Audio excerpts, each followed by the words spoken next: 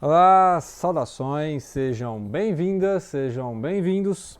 Vamos então falar da autobiografia. Autobiografia do Carl Gustav Jung, né? Psicologia analítica, Memórias, Sonhos e Reflexões, né? Que ele vai explicar como é que originou a obra, né? Famosos conceitos de arquétipo, inconsciente coletivo, né? Aquela treta ali com Freud, né? Que nós paramos aqui.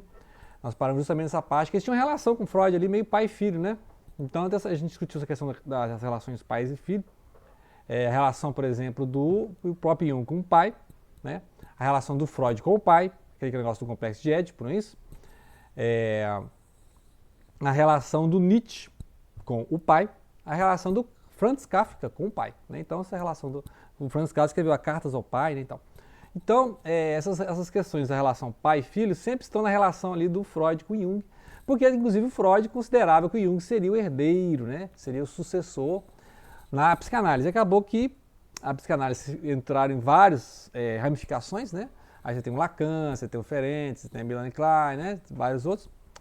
E o Jung trabalhou mais a psicologia analítica, né? Então tem a psicanálise e a psicologia analítica. Qual é a diferença? Na psicanálise clássica do Freud, né, o estatuto freudiano é a questão do inconsciente consciente. Né? Você tem o consciente, você tem o subconsciente, você tem o inconsciente. Né? Já falou isso aí.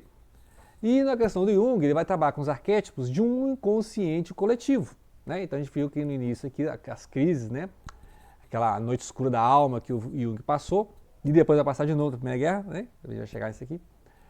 Ele percebeu, né, que existe essa quantidade de imagens, de símbolos, né, na mente humana, e que a mente humana não seria só pessoal, individual, né, mas que teria toda a questão da civilização, da cultura. Né? Então nós absorvemos toda a cultura, uma cultura de 3 mil anos, 4 mil anos, 5 mil anos, né? Então é isso que trabalha. Aí, muito bem, a questão com Freud, né, é essa questão do inconsciente, né, que o Jung sempre queria expandir mais, por isso ele estudava os símbolos, né, estudava as mitologias, estudava as religiões, né, porque ele imaginava esse consciente como um fluxo, como um processo, né, e que havia na pessoa, né, no indivíduo, a persona e a sombra. E que a união desses dois é que seria a individuação. Então você tem que pegar esses, né, juntar novamente esses conteúdos do inconsciente no consciente, né? Então formar a pessoa total e não reprimir, né? Não reprimir a sombra, né? Não jogar o inconsciente na lata de lixo, a gente viu isso aí. E aí depois o Jung vai até estudar, né? Além da mitologia, vai estudar a alquimia e a gnose. Então essas partes mais espiritualizadas do Jung vão incomodar o Freud, que é em relação assim, um pouco mais positivista, né? Porque o Freud via a religião como ilusão, né? O Freud queria que a psicanálise chegasse a ponto de ser uma ciência mesmo, né? Experimental. Não que o Jung não fosse experimental, porque a gente viu que no início, né? No outro vídeo a gente mostrou isso, que o Jung tinha todo esse cuidado de anotar as consultas, né? Fazer os caras, bem empiricista, né? Fazer experiências, né? Então o Jung também não ficava só viajando, não. Só que o Jung tinha essas experiências psicológicas próprias, né? Esses sonhos, visões, premonições, que ele vai debater aqui no capítulo quando ele fala da luta com o inconsciente, né? Então esse agônico inconsciente, ele vai falar justamente na questão, por exemplo, da Primeira Guerra Mundial, que antes da Primeira Guerra Mundial, a Grande Guerra, né? Que foi de 14 a 18, e depois teve a gripe espanhola, etc., né? Outras tragédias, depois vai ter a Segunda Guerra Mundial. O Jung tinha sonhos, premonições de uma grande onda cobrindo a Europa, né? Assim, depois a onda ficava vermelha e tinha um cadáver. Então, assim, sonhos apocalípticos mesmo. E aí ele sofreu uma crise, assim, né? Sofreu uma crise mesmo durante a Primeira Guerra Mundial. Então foi uma época assim que ele não produziu muito, mas depois ele começou a trabalhar essa questão da mandala, a questão da concentração, né? Voltou-se para questões do Oriente assim mesmo, de Índia, China, Japão, né? Estudar essas mandalas, né? E aí, por exemplo, ele teve contato com o taoísmo, né? Ele recebeu aquele segredo da flor de ouro, e aí ele falou, que interessante, na alquimia, né? E aí começou a estudar a questão da alquimia, né? Além das mandalas, ele desenhava as mandalas. Esses desenhos, essas mandalas do Jung, estão nos famosos livros negros, né? Que foram publicados depois, né? Da morte, e aí são póstumos, né? São sete livros, né? os livros negros são 7 livros, e as compilações material desses livros negros formou o livro vermelho, né? Então não li nenhum dos dois, não parece que a compilação, que as fontes do livro vermelho são os livros negros, né? Então, tipo, se fosse uma... ele usou esse material bruto, essa prima matéria, né? Expressão alquímica, prima matéria, matéria-prima, dos livros negros para formar o livro vermelho. Isso aí por causa das capas, né? Eram livros encapados em couro preto e outro, um livro maior encapado em couro vermelho. Então são todos editados aqui no Brasil, quem curte essa língua guiana, né? Muito bem, aí essa questão dos símbolos, né, que ele vai trabalhar aqui, vai explicar aqui, ó, o homem e seus símbolos. Nós vamos fazer uns 3 vídeos só sobre esse livro, né? Tô lendo ainda, então calma. Mês que vem sai, né? Mês que vem aí, março, abril, a gente vai então falar aqui do homem e seus símbolos, né?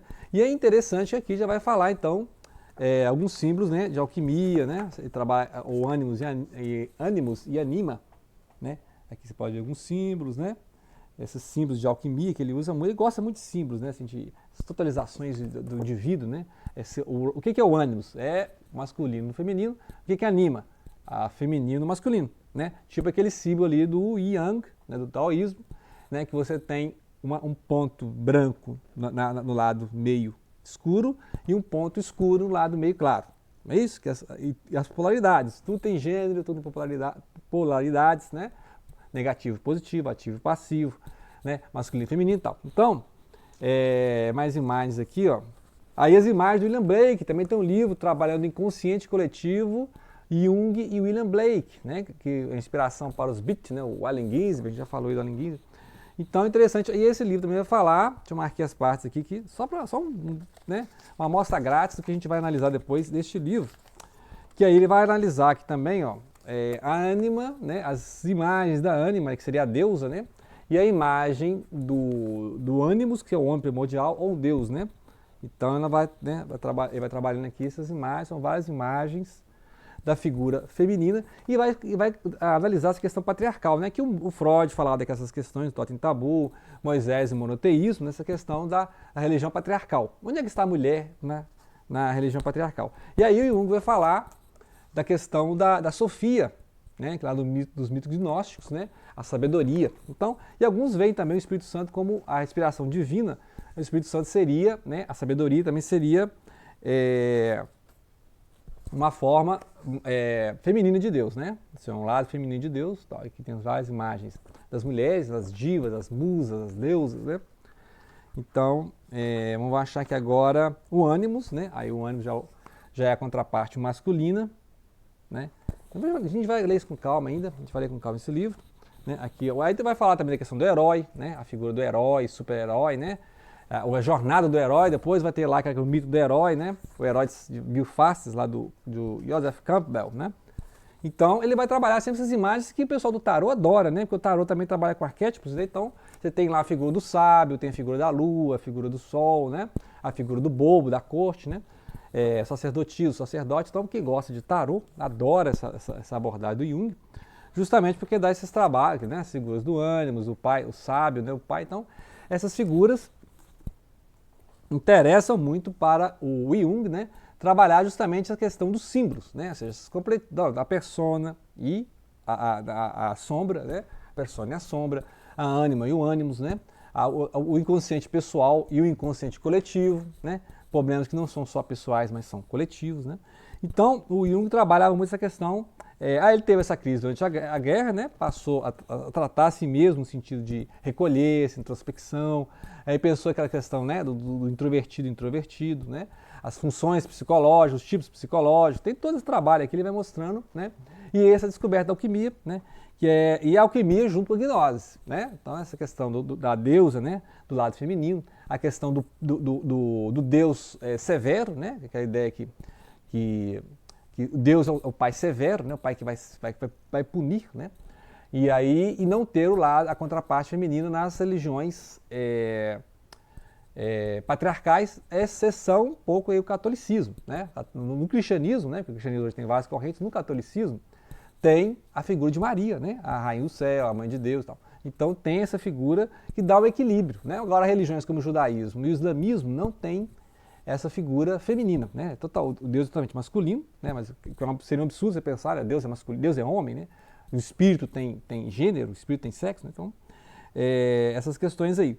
E aí, por falar em religião, ele vai falar então sobre a Trindade, a análise, interpretação psicológica da Trindade, a questão dos vários paganismos. Essa ideia de três está nos paganismos, né? Se você for lá, os deuses do Egito, os deuses da Suméria, né?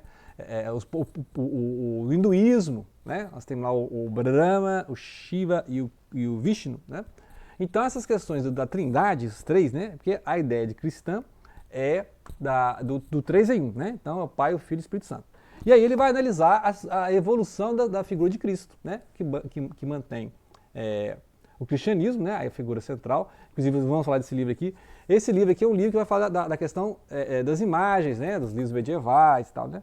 As imagens. Então esse livro aqui vai trabalhar as imagens de Jesus, né? Que a imagem de Jesus na Igreja Ortodoxa, né? Este livro é interessante que vai analisar a evolução da imagem de Jesus ao longo do tempo, né? Então a gente acha que a imagem de Jesus é sempre a mesma, né? Jesus é um palestino, Jesus é um judeu, né? Jesus é um alemão, né? Então a gente vê umas imagens de Jesus, né? Jesus Cristo parece um europeu, caucasiano, branco e tal, né? Então não é aquela figura, é um judeu, né? Um palestino, um samaritano, né? Então essa imagem de Jesus vai mudando. Jesus é o sábio, Jesus é o rabino, Jesus é o Filho de Deus, Jesus é o próprio Deus, né? Jesus Cristo, Salvador da humanidade, Salvador do mundo. Então, esses vários aspectos da imagem de Jesus vão ser trabalhados justamente para entender a complexidade, né? O complexo da coisa. Então, ele vai analisar, primeiramente, de onde surge a Trindade, né? Essa ideia de encarnação, né? Ou seja, Jesus é o próprio Deus encarnado. Então, ele vai analisar essa figura. Jesus enquanto Salvador, ou seja, Jesus enquanto modelo humano, ou seja, Jesus enquanto modelo de vida, ou Jesus enquanto você acredita em Jesus está salvo, né? O que seria essa salvação? Então, todas as questões que são religiosas, ele vai analisar nos várias linhagens, inclusive as gnósticas, né? Lembrar que a gnose é considerada heresia para o cristianismo tradicional, né?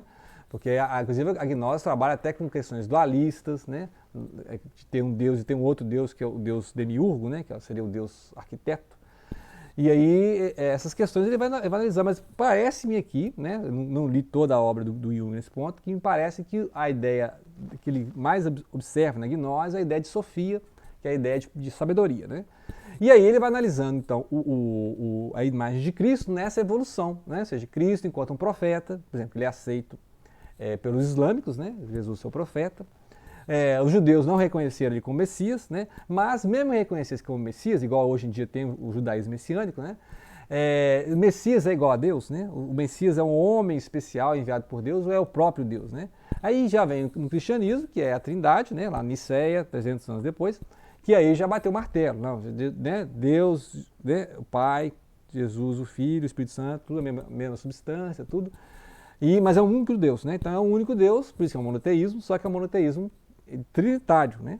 É claro que tem cristãos hoje em dia que não seguem, né? Os testemunhos de Jeová não seguem o trinitarismo, né? Então, Jesus foi enviado por Deus, Jesus é um homem especial, um homem santo, mas não é próprio Deus, né? Pode ser um anjo. Tem algumas leituras de que Jesus seria um anjo, né? E que esse anjo, Miguel, Metatron, né? Encarnou como esse ser especial, né? Então, depois, né, o Jung vai analisar, então, os arquétipos, além do cristianismo, porque o cristianismo, né, ele é família protestante e tal, né, ocidente. Ele vai analisar, então, o mito de Buda, né, a ideia de Buda também como um mito, né. O Buda, muitas vezes, é mais sério que o próprio Cristo, né. As imagens de Buda é um homem muito mais sereno, muito mais divinizado. A figura de Buda é mais divinizada que a figura de Jesus. Porque Jesus, você vê ele sofrendo, né, ele chorando pelo povo, ele demonstrando emoções, raiva, né, expulsando os mercadores do templo. E aí a figura de Buda é sempre aquela figura mais séria, né, assim, mais longe dos problemas humanos, né. Então ele vai analisar. Interessante, então, nessas obras. E aqui no Jung é mostrar a gênese dessas ideias, né? Ele vai contando essas gênesis, essas ideias, de onde veio. Então a maioria são de sonhos. Ele teve sonhos, interpretando esses sonhos e chegava nas ideias. E aí onde é que ele achava correspondências? Na alquimia. Será que o Jung em outra vida foi um alquimista? Interessante, pensou? Que o Jung viveu lá nos outros séculos, né? Século XVII, era um alquimista, né? Então, para quem crê em vidas passadas, né? Seria interessante imaginar o Jung sendo um alquimista, porque ele sempre falava que tinha dentro dele uma imagem de um velho, um sábio, um Gandalf, assim, um cara mais, um Merlin mais velho, que é um contraponto a essa imagem infantil, né? Tendo um menino lá, meio recolhido, meio solitário, e tinha essa imagem arquétipica do velho ancião, né? Do sábio, né? Então fica aí a dica, né? A autobiografia do Jung, Memórias, Sonhos e Reflexões, e muitos sonhos, né? É legal para quem gosta de sonho, ele narra vários sonhos e interpreta esses sonhos, né? Então, assim, é uma dica imperdível para quem gosta de mitologia, sonhos, psicanálise, surrealismo, né? Nós vamos fazer a série de surrealismo. Então aguardem que eu vou falar então do Homem e seus símbolos, né? Os 3 vídeos. E vamos então ler esse livro aqui, juntos falando da arte, né? A arte representando a figura de Jesus Cristo, ok? Então, grato pela atenção. Não deixem de compartilhar.